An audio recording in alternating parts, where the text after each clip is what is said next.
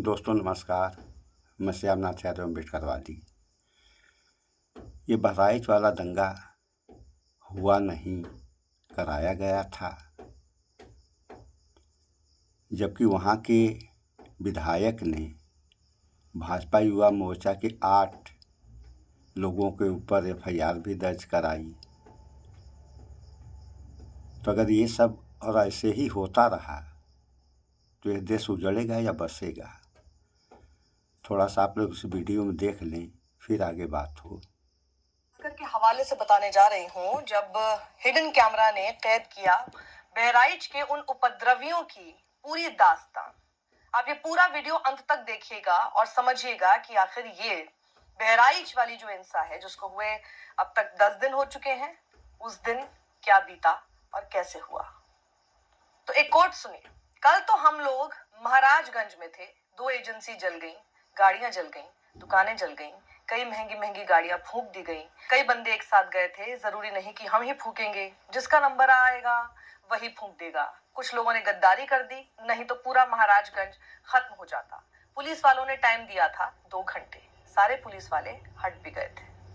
दैनिक भास्कर के इस हिडन कैमरे पर सच मानिए यह कबूलनामा है बहराइच हिंसा में शामिल उपद्रवियों का।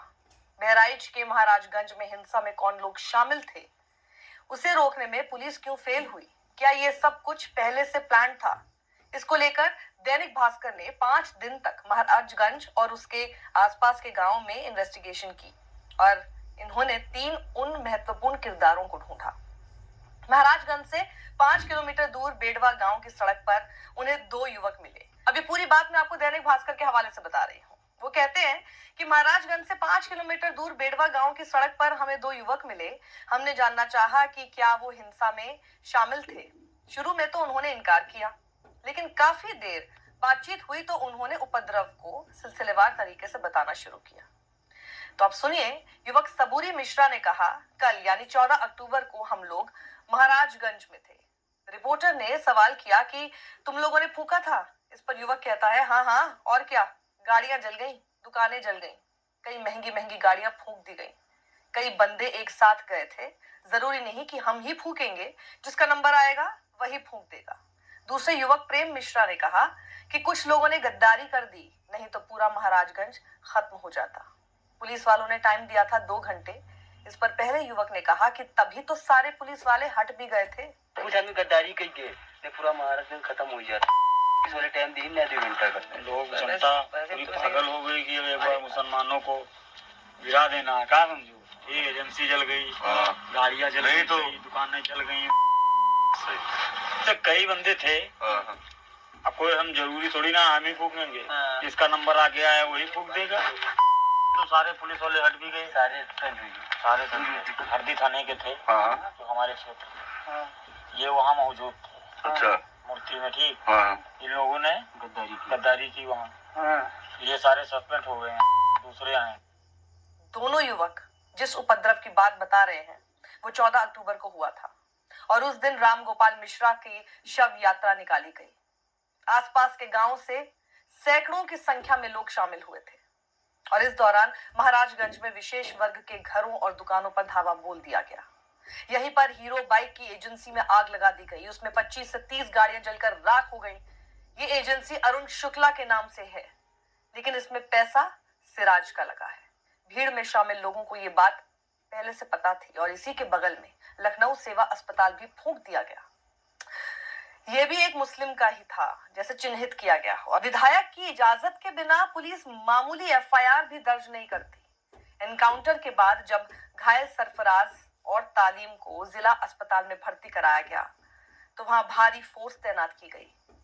दैनिक भास्कर की टीम की मुलाकात हरदी थाने में तैनात एक पुलिस अफसर से हुई और दैनिक भास्कर इनकी पहचान उजागर नहीं कर रहा है। पुलिस अफसर ने विधायक को लेकर एक बड़ा खुलासा किया है और उन्होंने बताया कि विधायक से पूछे बिना आसपास के 4 थानों में 151 मामूली केस तक में एफआईआर दर्ज नहीं होती।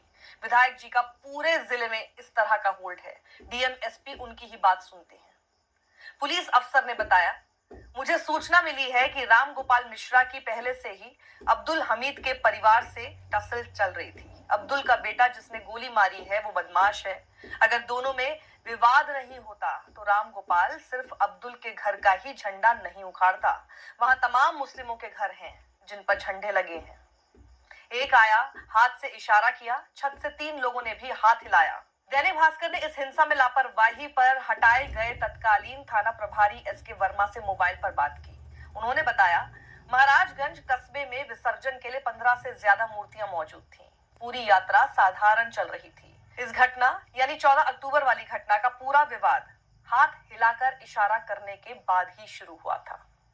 घटना वाली छत जहां राम गोपाल की, सुन लिया आप लोगों ने, ये हाल है इस देश के कुछ लोगों का। और अगर ऐसा ही होता रहा तब क्या होगा, इस पे विचार करें आप लोग। और दोस्तों, नुकसान होता है, चाहे वह किसी का नुकसान हो, वह देश का नुकसान माना जाता है।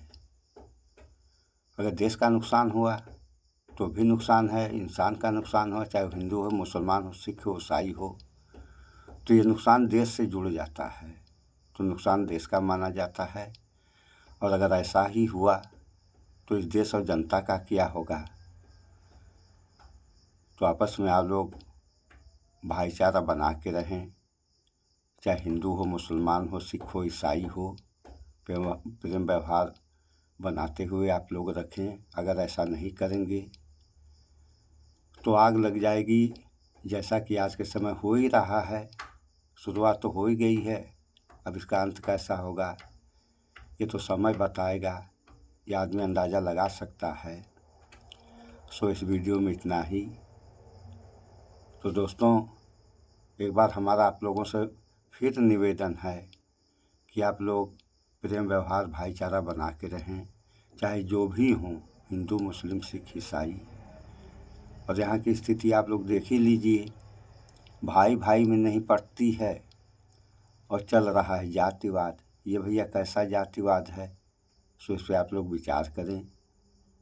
इस वीडियो में इतना ही। स्वच्छता अपनाएं, शुद्ध खाएं, स्वस्थ रहें, शिक्षित बने। जय विज्ञान, जय संविधान। नमस्कार।